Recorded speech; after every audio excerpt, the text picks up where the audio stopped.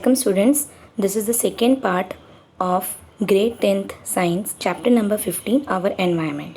In the last video we discussed about food chain, food web, trophic levels, and we were discussing about flow of energy. So in this video we will continue with flow of energy. Okay, so the flow I have just made a brief summary of this chapter. So at the end of the video you can go through the summary of the chapter. Okay, now flow of energy through various steps in the food chain is undirectional. Okay, मतलब means जो energy flow होता है in every trophic level, at every trophic level it is undirectional. The green plants that prepare their food consume about 1% of the energy from the sunlight. When the green plants are eaten up by the primary consumers, means by the herbivores, they consume 10% of the energy is consumed by the herbivorous animals, and it is inside their body. So at each level, at average amount of 10% food or 10% of energy is transferred at the different trophic levels. Okay, so here is a progressive decline in the amount of energy. Suppose 1000 joules of energy is consumed from the sunlight by the plants to produce the food. From that 1000 joules, only 10 joule is eaten, 10 joule is consumed by the deer. Remaining 990 joules that is present in the plants is lost to the environment for different activities that is performed by the plants. Means plants also require energy for growing, for the transportation, translocation of food, everything. Plants also needs energy. So 990 joule of energy is lost to the environment. Now the deer consumes only 10 joule of energy from the plant. Okay, now when a lion eats the deer, it will consume only 1 joule as the food from the deer, and the remaining 9 joules from the deer is lost to the environment. So हर एक level में 10% energy ही transfer होता है. Okay, 1000 joules में से 10% that is 10 joule हुआ deer में से 10% हुआ लायन में. So at every person approximately 10% of energy is only consumed for the remaining energy is lost. Now next important topic is biological magnification. Biological magnification means whenever there is an increase of any amount, any chemical or any toxic substances in the environment, whenever the amount or concentration of any toxic substances increases in the atmosphere or increases at in any of the ecosystem. Okay, ecosystem में कोई भी food chain के branch में या food web के branch में कोई भी टॉक्सिक केमिकल का अमाउंट बढ़ जाता है, it is known as biological magnification. Okay, so this is also given in your textbook. You can go through it after the energy flow topic only.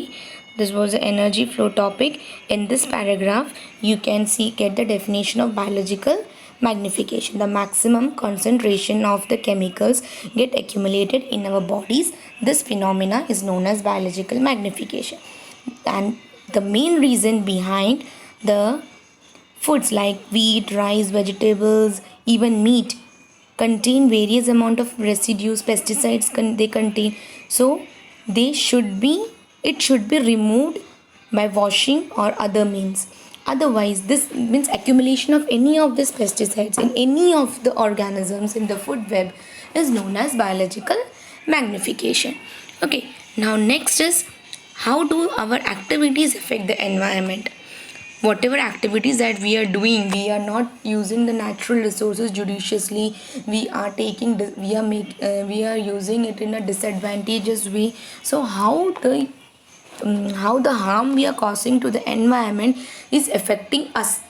It is affecting the environment, no doubt, but it is affecting the human beings also. It is affecting the living organisms. It is affecting the ecosystem. It is affecting the whole environment, atmosphere, and everything. The main thing that affects the environment is the depletion of the ozone layer. Okay, now what is an ozone layer? ozone layer's formula is O3. Okay, you can see that when molecules of oxygen combines with oxygen, okay, O plus O2 gives O3. O3 is this ozone layer. So ozone consists of 3 atoms of oxygen, while O2 we normally call it as oxygen. O2 is oxygen gas, but it is essential for all aerobic forms to life. So ozone is deadly poison. When O2 becomes O3, it becomes a poison. So, however, at the higher level of atmosphere, this ozone performs an essential function. The main function of ozone is that it is a blanket which protects us from the ultraviolet rays of the sun. ठीक है, सन में से जो ultraviolet radiation होता है, this ozone layer protects us from this ultraviolet radiation. This radiation is very harmful to the living organisms. Means they may cause skin disease, they may cause skin cancer. So this ozone layer protects the ultraviolet rays that is being directly hit on the earth. Now ozone at the higher level of the atmosphere is a product of UV radiation acting on oxygen molecule, that I told you that when O2 can split into O plus O. Okay, O2 can split into O plus O. These atoms and combine with a molecular oxygen. ठीक है, O2 जब UV rays उसमें से नहीं पास होती हैं तो O2 will be dissociated into O plus O. Now one oxygen of this O2, that is dissociated oxygen, will combine with the oxygen gas and it will form O3. The amount of ozone in the atmosphere began to drop sharply in the 1980s when the pollution increased. Okay, when the natural ecosystem was not used judiciously, when we were not using it properly, by all means the ozone layer started depleting. This decrease has been linked to synthetic chemicals like chlorofluorocarbon. Now what is chlorofluorocarbon? It is a product that is removed from the refrigerants, fire extinguishers, etc. In 1987, the United Nations Environment Program, you can underline this is an important question for 1 mark. What is the full form of UNEP, that is United Nations Environment Program, succeeded in forging an agreement to freeze the CFC production at 1986 levels. Means they asked all the countries to stop the production of CFCs, which was emitted from the refrigerators and the fire extinguishers, as it was causing a great damage to the ozone layer. Now next is, how can you manage the garbage we produce? Okay, how can we manage the garbage we produce?